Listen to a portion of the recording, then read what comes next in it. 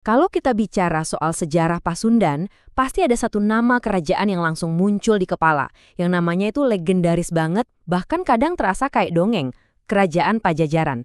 Tapi ini bukan sekedar dongeng loh. Nah, ini dia pertanyaan utamanya. Gimana ceritanya sebuah kerajaan yang begitu kuat, yang berkuasa ratusan tahun, bisa seolah-olah lenyap di telan bumi? Kali ini, yuk kita coba susun lagi kepingan-kepingan puzzle yang tersisa buat mengungkap takdir kerajaan yang hilang ini. Oke, perjalanan kita mulai dari jantung kerajaannya, ibu kota yang bernama Pakuan. Coba deh bayangin, persis di lokasi kota Bogor yang kita kenal sekarang, dulu pernah berdiri pusat dari sebuah kerajaan yang super tangguh di seluruh Jawa bagian barat.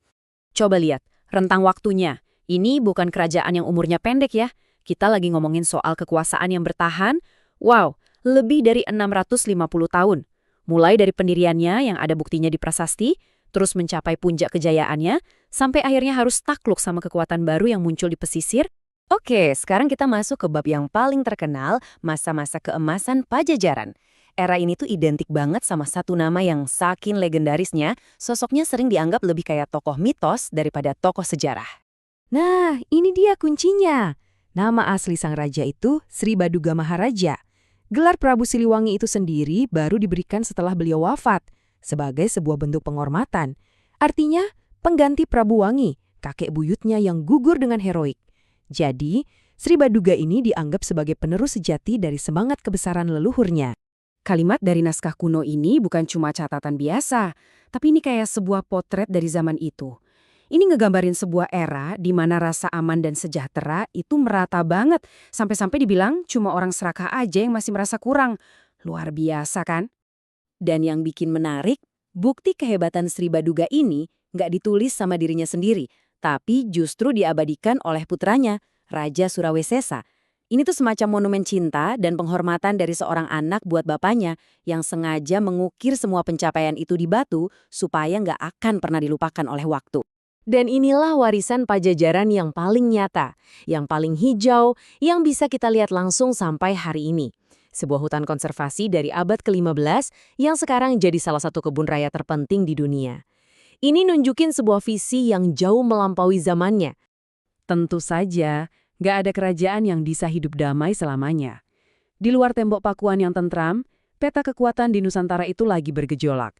Dan Pajajaran mau nggak mau berada tepat di tengah-tengahnya. Selama berabad-abad, ada dua raksasa di panggung Nusantara. Majapahit itu penguasa lautan yang nggak ada tandingannya, sementara Pajajaran adalah benteng daratan yang saking kokohnya jadi salah satu dari sedikit wilayah yang nggak pernah bisa ditaklukkan Majapahit.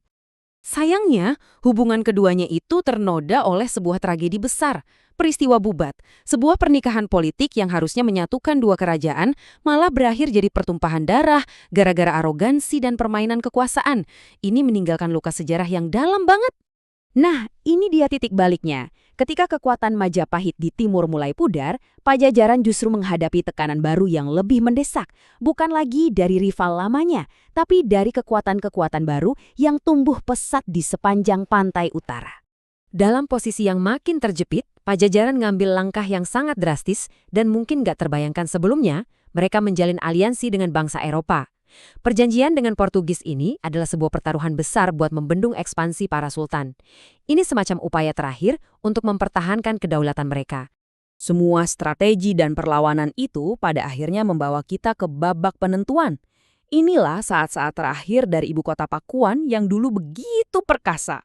Serangan pamungkas dilancarkan oleh Kesultanan Banten di bawah pimpinan Maulana Yusuf. Pasukannya mengepung ibu kota yang telah berabad-abad menjadi simbol kemegahan Pajajaran.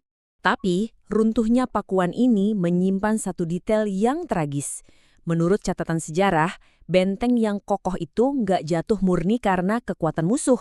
Kemenangan Banten dipermudah karena adanya pengkhianatan dari orang dalam yang membukakan gerbangnya. Pajajaran runtuh dari dalam. Dan penanda akhir dari segalanya adalah ketika singgasana pusaka kerajaan, Palangkasriman Sriwacana berhasil direbut dan dibawa ke Banten. Ini bukan sekedar rampasan perang ya, ini adalah sebuah pernyataan simbolis bahwa pusat kekuasaan telah berpindah. Pajajaran telah berakhir. Kerajaan itu mungkin udah hancur, istananya mungkin udah hilang. Tapi ceritanya menolak untuk mati. Gimana caranya kita bisa tahu semua ini? Jawabannya ada pada peninggalan-peninggalan yang berhasil selamat melintasi waktu. Di satu sisi, kita punya bukti bisu yang nggak bisa dibantah, yang terukil abadi di atas batu.